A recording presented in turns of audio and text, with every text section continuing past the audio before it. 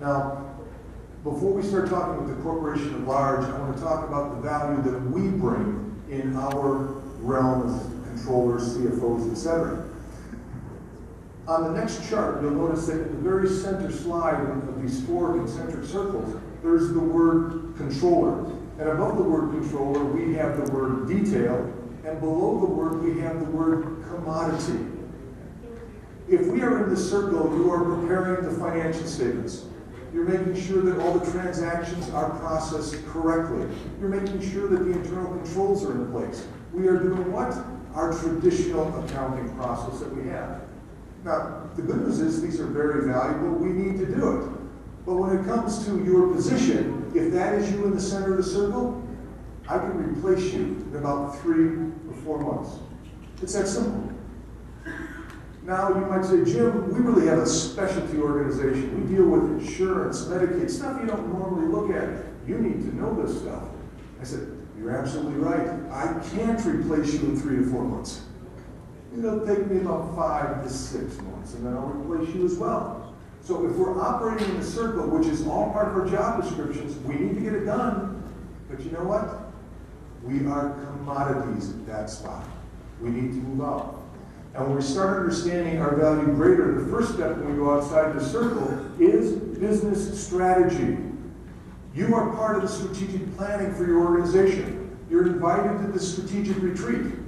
One of the comments that your operations people make when they introduce you to other folks is they might say something like, well, here's Jim, he's our accountant. Or if they're even joking, he's our bookkeeper. And then they'll say something like, but you know what? He's more of a business person first.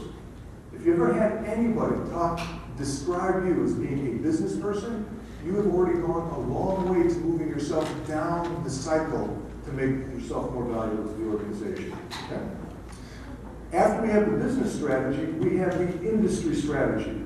And the industry strategy is you can see what's going on outside of your company and how it impacts your organization.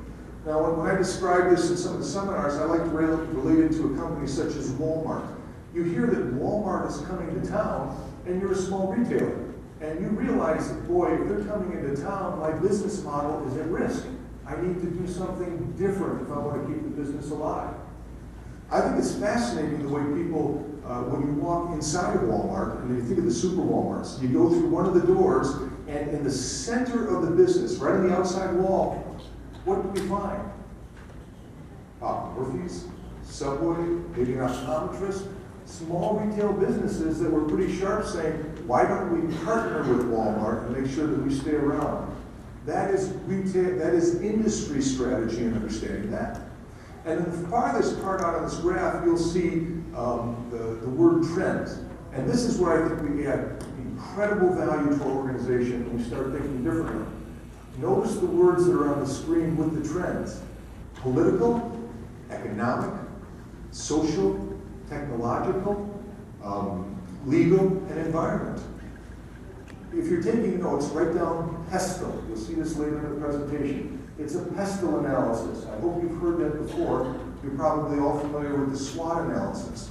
But if you really understand your organization, you are concerned with the P, politically, what's going on in our country right now. If you go back to the start of the Affordable Health Care Act, and any comments I make today, do not take them politically, do not take them in judgmental fashion. When the ACA came out, did it impact our businesses financially? The answer is absolutely. And if you did not see the impact of that coming and position your company accordingly, you were missing out on a large political issue that impacted your profitability. The E is for economic. Where are you in terms of understanding the interest rates, inflation rates, heaven forbid inflationary rates out there, and how does it relate to our organization? Those of you that started your career decades ago like I did, you remember things like standing in line for gas. You remember high inflation. You remember high interest rates. We joked about the fact that our first loan that my wife and I got for our house, we got it, a mortgage, 30 years at 10%. And we thought that was incredible. I'm worried about the younger generations that are out there right now. Are they seeing interest rates at what level? 2, 3, 3.5%? Will they be prepared to deal with a changing economic environment? That's what the E is. The S is for social. Look at the different social trends that we've had going on in our country. Many, many different changes. One that I just became aware of recently was currently we have young ladies having children out of wedlock. About 40% of all the births. Again, don't take that judgmentally, that's not the piece.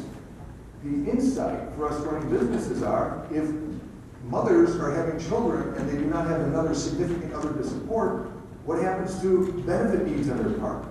What happens to the need for flexible time off?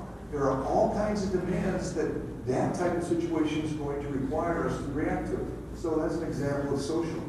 Technology, you're all sitting here with your laptops, your tablets, your smartphones. It wasn't that long ago we were all sitting here with 3-ring binders. Okay?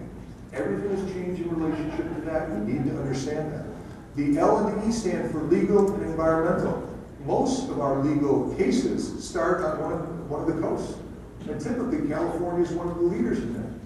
You should keep apprised of what's going on in the laws coming out of California, because they may affect you. One of my clients was being sued in Wisconsin by California. Why? Someone found that they'd shipped some product into the state with a particular lawsuit, and because their name was on the list, they get sued by California. And if states do not have enough money to meet their budget needs, I'd be very, very watchful of that. By the way, think of sales tax.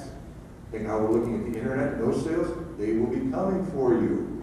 If you have your sales tax and you're not declaring how much you paid for out-of-state purchases, I think you're much smarter to put something down as a good estimate just to show that you did some diligence in the process. The last E is for environmental. We think of the environmental issues as the green issues, the recycling, all of those. Now, going back to this concept, if you're in the center of this circle, and we have people across the country, so we have different wage rates. We assume you're a controller, you're making $100,000.